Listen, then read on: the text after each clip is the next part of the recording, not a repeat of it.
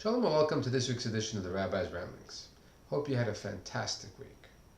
Today we'll talk about the power of a simple good morning. In this week's parasha of Vayeshev, we read about how Joseph is sold by his brothers, and he ultimately finds himself in prison in the land of Egypt. While he's there, he approaches Pharaoh's butler and baker, who are in prison as well, and one morning he asks them, "Why are your faces downcast?" Now this exchange is an interesting one for a few reasons. Number one, what do you mean, why are your faces downcast? They're in prison.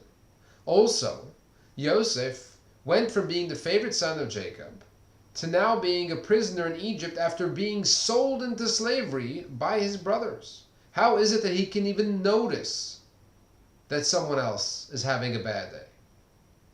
But it's precisely because he didn't get caught up in his own misery and was sensitive enough to notice that someone else was hurting that actually ultimately saves Egypt, as we'll see soon. You see, even though he had what to be miserable about, it didn't let it drag him down. Instead, he was in tune to those around him. Now, of course, being in prison, after being the butler and baker to Pharaoh, wasn't exactly a place where they'd be jumping for joy, but at the same time he noticed that he had an extra level of melancholy that morning. There was something extra weighing down on them. So he approaches him and asks, "What's on your minds? Please share with me." And they do.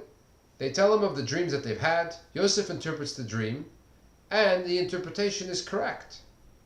Now, ultimately, this exchange, because he noticed that they had an extra level of melancholy that morning, is what saves Egypt during the years of famine that will come in the not-too-distant future. Because when Pharaoh has a dream and he wants to understand what it means, the butler recommends that Pharaoh use Yosef's service, and he does. And because Yosef interprets the dream correctly there and becomes the viceroy and installs the strategy that will ultimately give food to eat to the Egyptians during the years of famine, but not only Egypt, the entire region. And where did it all begin? It all began because Yosef wasn't so wrapped up in his own worries that he paid attention that someone else was looking a little down that morning and approached him and asked, "What's on your mind?"